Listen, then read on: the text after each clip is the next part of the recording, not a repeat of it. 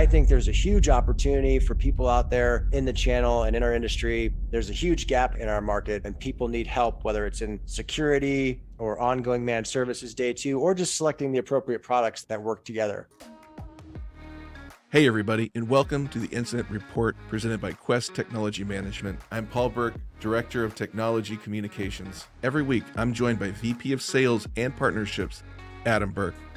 The Incident Report brings you conversations with thought leaders, business innovators, and channel mavericks to help you stay productive and agile in a changing technology landscape. Hey everybody, welcome back to the Incident Report. I am Paul Burke. This is episode 16. Adam, we have made it to 16 episodes. I don't know why I sound so surprised. Paul, I'm not shocked in the slightest. And, sometimes serendipity plays a role. Today, I know one of your favorite things that I do on the intro is say the date, but it is the 16th of May, and it happens to be our 16th episode. So not only am I blowing this up for you to be able to get it produced very quickly and turned around, but I wanted to highlight the fact that it's our 16th episode on the 16th of May. Adam, I didn't even realize that. That is very interesting. Great catch. But we don't have time to talk about serendipity, Adam, because we have important stories to get into. And as always, if you want to find out more information about each article, all the links are in the description of this podcast. The first article is from channelfutures.com, where Randy Jeter talks about moving beyond transactional methods on dealing with partners and vendors. Yeah, I thought this was really cool. This one sparked my interest. So Randy Jeter he's moving on to Chief Strategy Officer at a consulting firm. And he's long tenured guy in the channel, been doing this a long time, very successfully. I think he sold his own MSP to, I think, one of the large carrier groups. So he's seen a lot of things. And I appreciate what he was saying around agents and brokers needing to kind of evolve to a true full services model where they're helping customers make selections in products and then make the appropriate selection in the type of vendors they want to use. There's a stereotype around agents that, hey, they're going to negotiate on price. They're going to, help you get the best, deal on a circuit upgrade or something like that. One of the things Randy was talking about that I appreciated was you need to diversify that as well as help your customers, additional services, and helping those additional SKUs and those products really talk together and function. One of the areas, at the bottom of the article is where he's talking about your need to sell SD-WAN, UCaaS, cloud, as well as applications. I think there's a huge opportunity for people out there in the channel and in our industry to help execute and deliver on performance of the applications in the cloud. People have consumed technology on a CapEx model for a very long time. I'm going to buy this piece of hardware or buy this service for a year or buy this service for 2 years. But actually migrating to that service, integrating your subscriptions with each other so they're usable and functional, there's a huge gap in that in our market, and people need help, whether it's in security or ongoing managed services day two, or just selecting the appropriate products that work together. I thought he did a great job of kind of calling out the history of the industry as well as how you can be successful next. I think you're absolutely right. It's a great look back at the history as well as how people can be successful. Adam, up next, we have a story about Avant and PlanetOne. Adam, there was a recent merger and acquisition stunner. Avant is buying PlanetOne in a landmark deal for the technology advisor space. Chicago-based Avant's merger with PlanetOne brings PlanetOne's team as well as its business intelligence platform, Sentient, which is a pretty awesome name, sidebar, into the fold. The acquisition of PlanetOne is an instant multiplier for the people, partners, and providers working for Avant and PlanetOne, said Avant CEO Ian K, because I don't know how to pronounce the rest of his last name.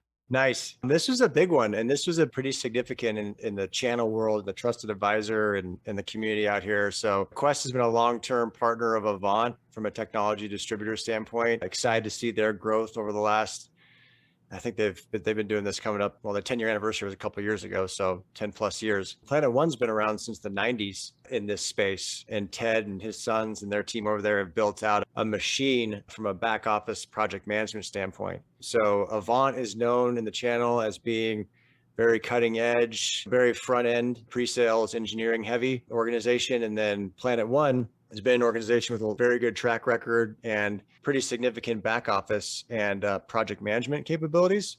So pretty cool to see. This consolidation definitely was a surprise for the folks involved. And funny story, I was actually following up on some partnership opportunities with the PlanetOne guys, and I was typing an email and clicked on LinkedIn and saw the announcement. I was like, oh, well, things change fast, and I wasn't even aware of it and hadn't heard of it, and it was really cool to see that. Great organizations, pretty excited to see what they're going to do with the market. But from a consolidation standpoint, I think we're going to continue to see these technology distributors purchase and acquire and bolt on additional partnerships. It's been going on for a couple of years now, but it's definitely going to grow. And how do you think this affects the channel going forward? It's going to put more resources into the Avant pool, right? So, Avant's out of Chicago, has a good practice and good presence on the West Coast, is growing against competition, and they're doing a good job, but they're also trying to add different partners to their world. So as a distributor, as a technology distributor, which these folks are, their clients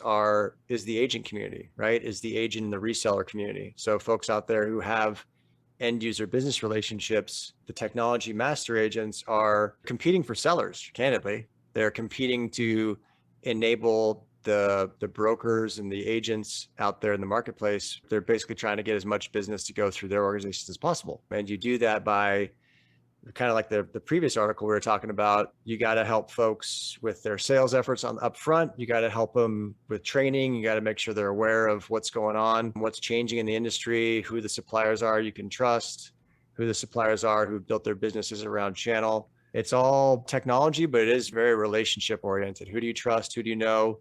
Who's been there a long time? Avant and PlanetOne both have great reputations. So that's cool to see. The business model, the reason we're seeing this, I think, and just totally spitballing here, is people need to increase volume in order to have successful operations. And they basically need to scale up and scale out is the thought. Berkshire Hathaway came into the channel and started acquiring agencies. They invested in an organization called Upstack, and it was big news a couple of years ago that they'd put $50 million in. I think they had another $100 million investment from, I think, Morgan Stanley and Berkshire Partners. So that was a pretty huge wake-up call to the channel. Like there's a lot of money in here going after master agencies and agency business, for the residual income that's associated with it.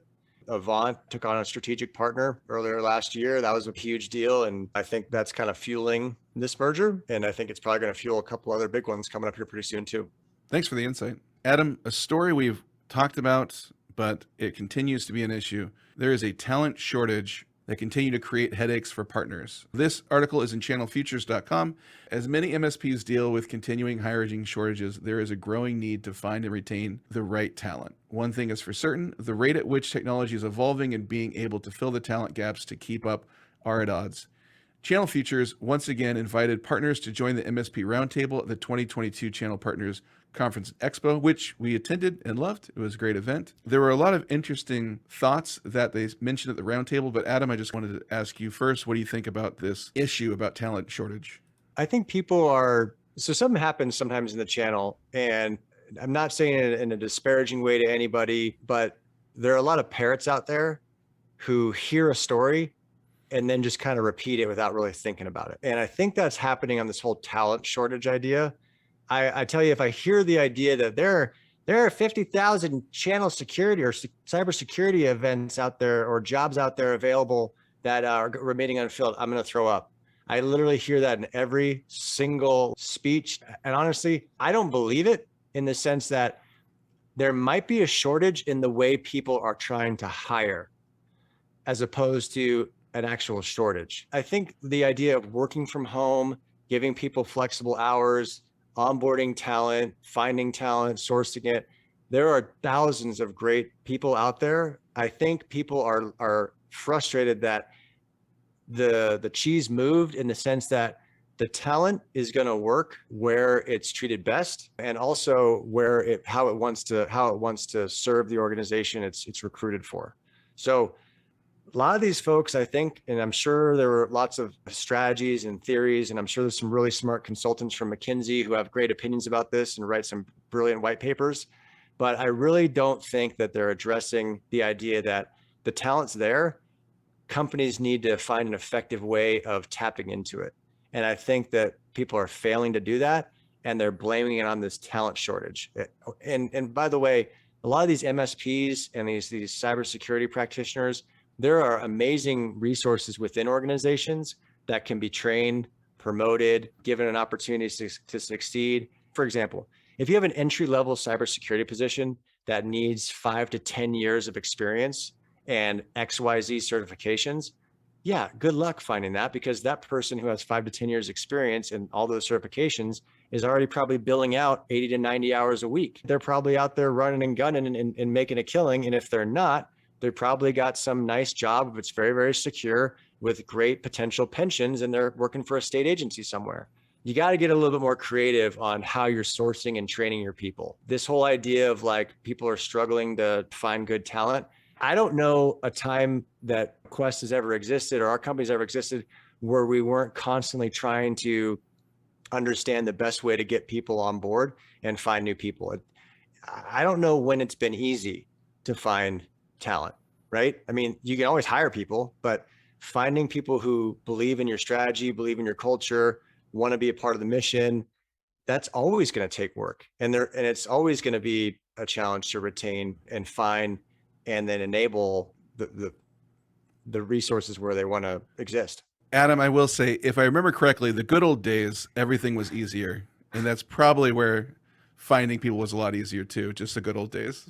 Yeah, I guess. I don't know. I mean, maybe. Sometimes I probably came off a little hot there, but you hear these stories over and over again, and I swear every single person, I think it's a mandated bullet that they have to have something about cybersecurity, and I'm guilty of it too. I think I've used it on 3 or 4 talks before, but it's like, guys, it's been like 3 years. We've used that bullet point for about 3 years now. Like, you got to figure out something to do. You got to find people, you got to train people, you got to help them advance. I mean, we have people working for us out of Pacific Islands, out of nearshore, offshore. I even think we got some Canadians on staff these days. So I don't know. It's not that hard if you're willing to let people work from home, work, dynamic hours, get flexible and get creative. The talent's there. I would have to disagree with the whole shortage. I think there's a shortage in the way people want to consume it. I think that's so fascinating. It would be like demanding only 40 karat diamonds. You will only wear 40 karat diamonds, and then going to the store and saying, well, this is disappointing. There are no diamonds here. And yes, there are diamonds, just not 40 karat ones. Yeah, some of the job boards and some of the things that I was at a Arizona Technology Council cybersecurity event, and there was a great CISO panel where On Semiconductor was there, Raytheon was there, one of the big distributors, Avnet, was there, and the CISO, this is the person who's in charge of the security framework of the organization and kind of guiding the security direction.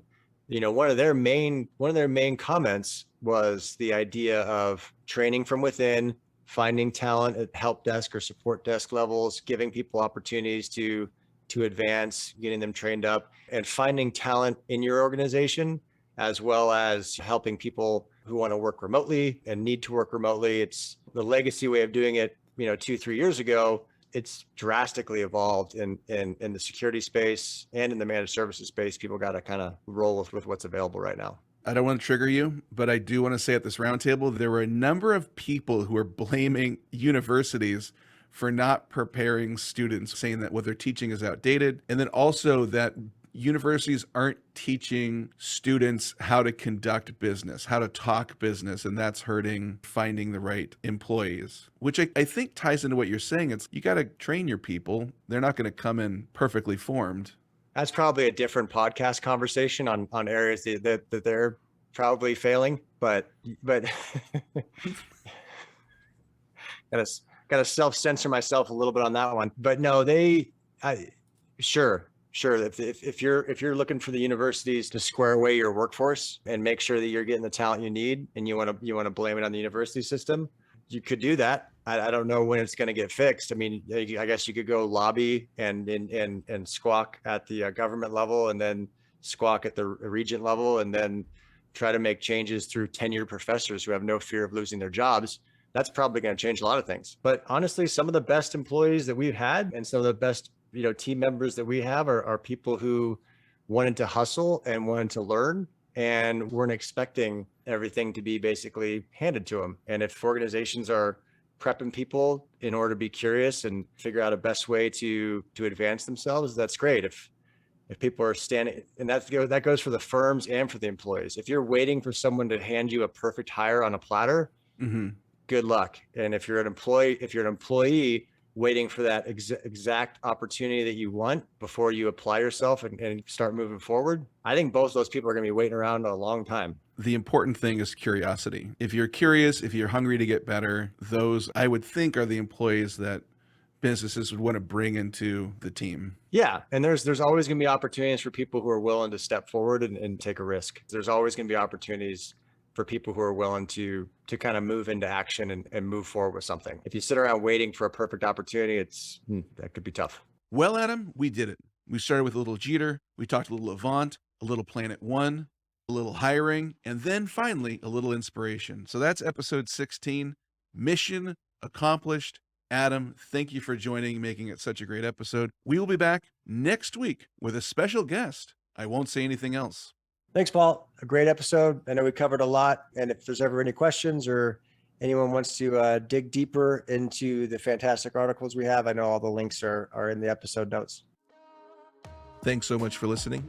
The Incident Report is brought to you by Quest Technology Management. With over 40 years of experience, Quest is a leading technology integrator working seamlessly with your staff and systems to achieve your IT goals. Learn more about everything they do at questsys.com. And if you have questions or suggestions for the podcast, you can always email Adam and myself at theincidentreport@questsys.com. We hope you have a great week, and we'll see you next time.